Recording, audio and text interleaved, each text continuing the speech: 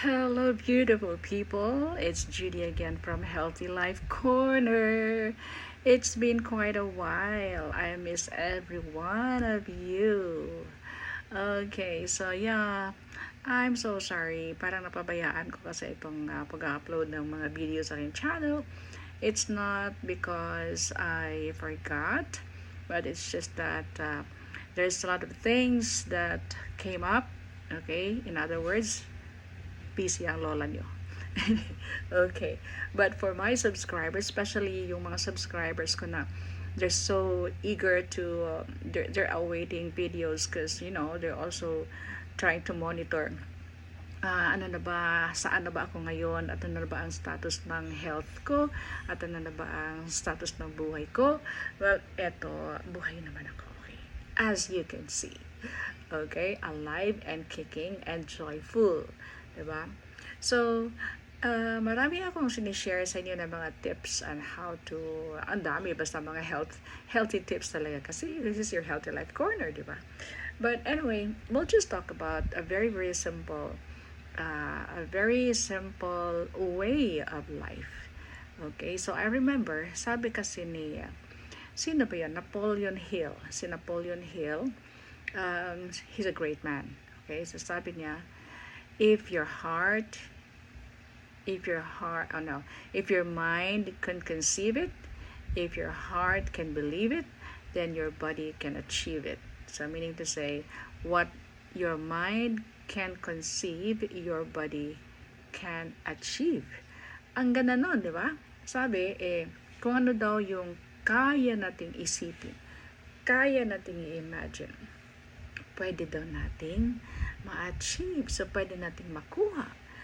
Kung meron kang goal, meron kang goal in life, tapos kaya mong ma-imagine na ito mararating ko, magagawa ko yan, makukuha ko yan, talagang makukuha mo, at talagang mararating mo, at talagang ma-achieve mo yung goal.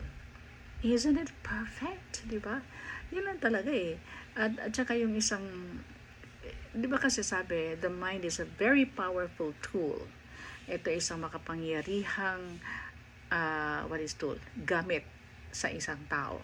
Diba? Kaya nga sabi nila, there's a reason why our brains, nasa ulo talaga, nasa top. Hindi yung heart. Heart is only secondary. Ang una talaga nasa pinaka-top is ang brain. Bakit? Kasi dapat yun ang unang gamitin. Kasi yun ang, it's capable of so many things. It can create so many things. So kung ano man ang kayang i-create ng iyong utak, talagang makukuha at magagawa mo yun. But, like Napoleon said, your heart has to believe it.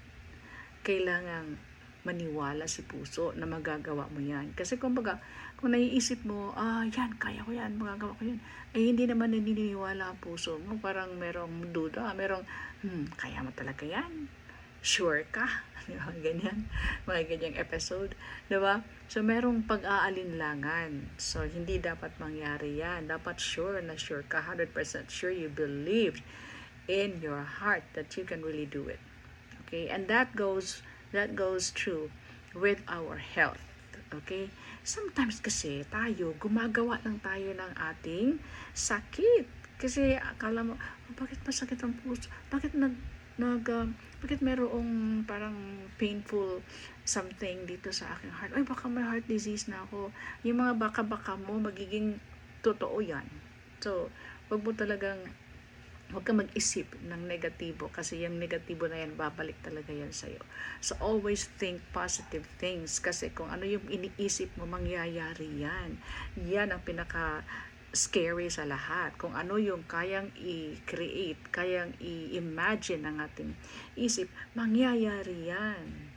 So, you can use it in two ways. No? Pwedeng maging negative ka, pwedeng maging positive. So, why dwell on negativism when we can stay positive? Diba? So, isipin natin, talaga lahat positive na para kung ano yung naiisip mo na positive, magagawa mo, makukuha mo, ma-achieve mo. Diba?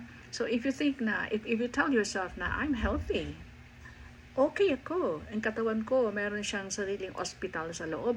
May mga nurses, may mga doctors. So, it can heal itself. No?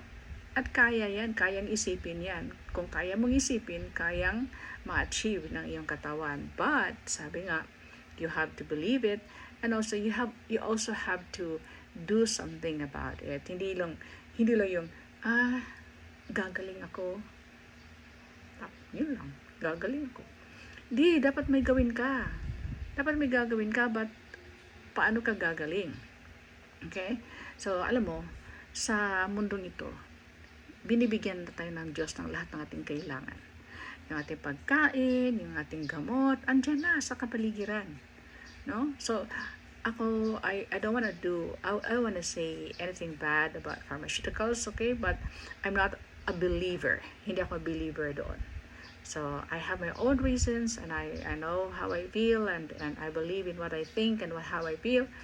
So, nasa inyo na yan. Pero ako talaga, all natural. You know, sabi ko nga sa previous videos, yung aking tumor of the ovary, yung right, I didn't have to go through surgery, di ba? Ginamit ko Polyvine, Paragis,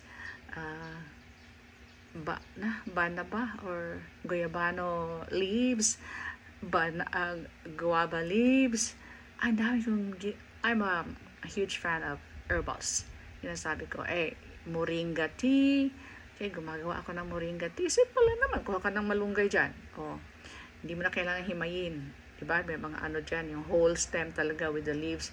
Hugasan mo ng maigi. Lagay mo dyan sa pot, boil water for 10 minutes, something like that. Then, inumin mo, tea mo na yan. Ang daming vitamins and minerals na nakukuha mo at saka medicinal properties as well.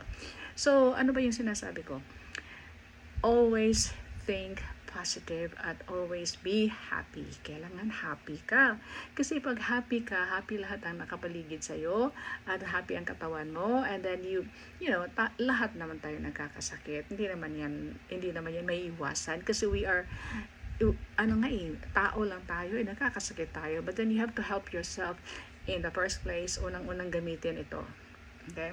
What your mind can conceive, your body can achieve. Okay? So, yun lang muna. Yan ang pakakatandaan natin. Huwag mag-isip ng masama. Kasi pag mag-isip ka ng masama, you're attracting negative vibes. Kailangan ng isipin natin, always happy, always joyful, always positive, and trust in the Lord and what He can do for you. Okay, so yun lang muna. This is Julia again for Healthy Life Corner. I'll see you when I see you next time.